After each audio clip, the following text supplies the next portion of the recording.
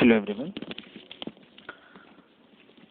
Now we'll see the generation of a sinusoidal AC voltage.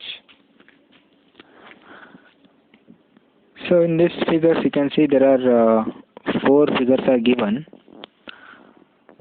So each of the time the direction of the conductor is different. Sometimes it is in vertical direction, sometimes it is going to create some of the angle, sometimes it is perpendicular, and sometimes again it's going to create some angle. So in these conditions, how the EMF is going to generate?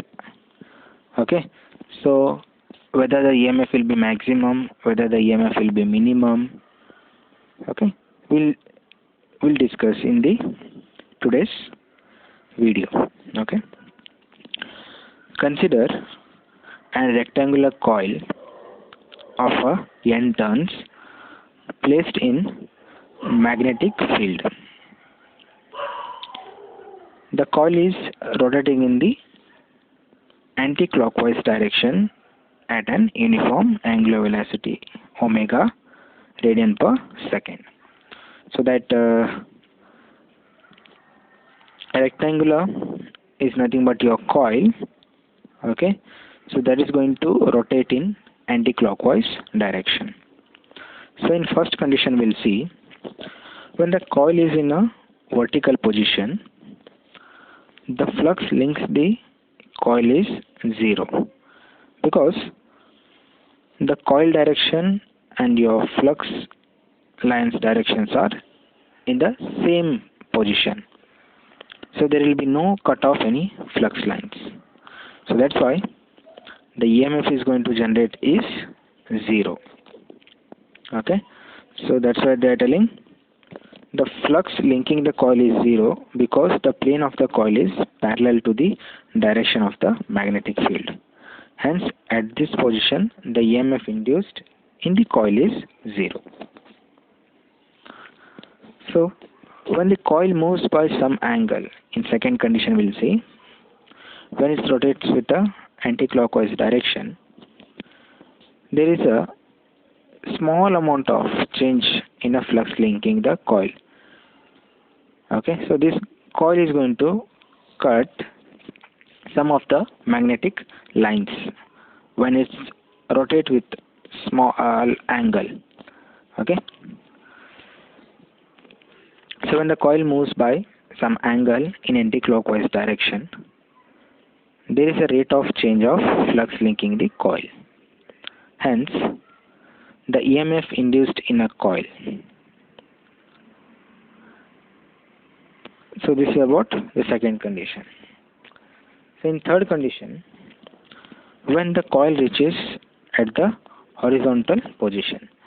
So when it reaches horizontal position, it's going to cut the maximum number of magnetic lines. So in this condition, the EMF generated is maximum. So when coil reaches the horizontal position, the flux linking in the coil is maximum. Hence the EMF induced is also maximum. So further again it is going to tilt with some angle. So there will be again the minimum magnetic lines is going to cut. So EMF induced is also the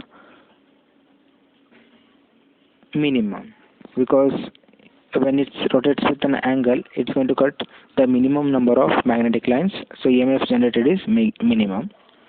When it is in horizontal direction, so that time it's going to cut the maximum number of magnetic lines. So the EMF is generated also maximum.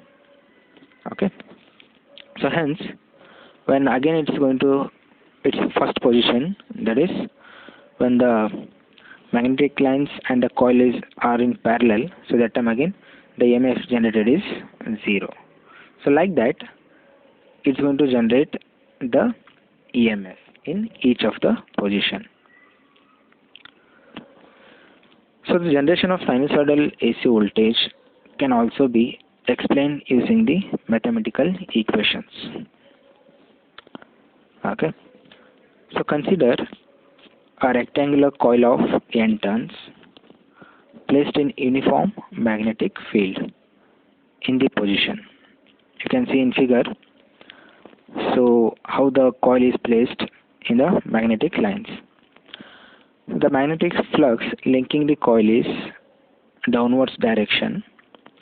This flux can be divided into two components. One component acting along the plane, that is phi max into sine omega t, and another component acting perpendicular to the plane, that is phi max into cos omega t.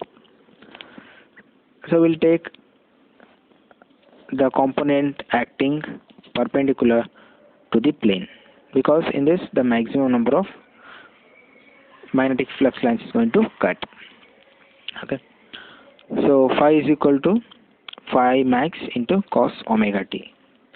So using Ohm's law, using EMF equation, that is E is equal to minus n into d phi by dt. So put phi value, that is phi max into cos omega t, and differentiate it.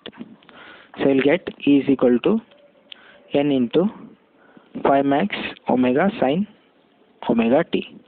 So a differentiation of cos is minus sine, so minus minus get cancels, so you'll get only sine omega t.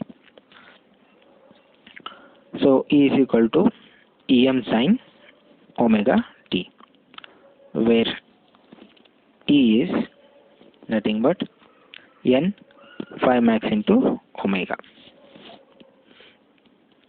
and the current will be I is equal to Im sine omega t. So this is all about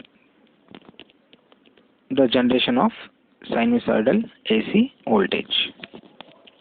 Thank you.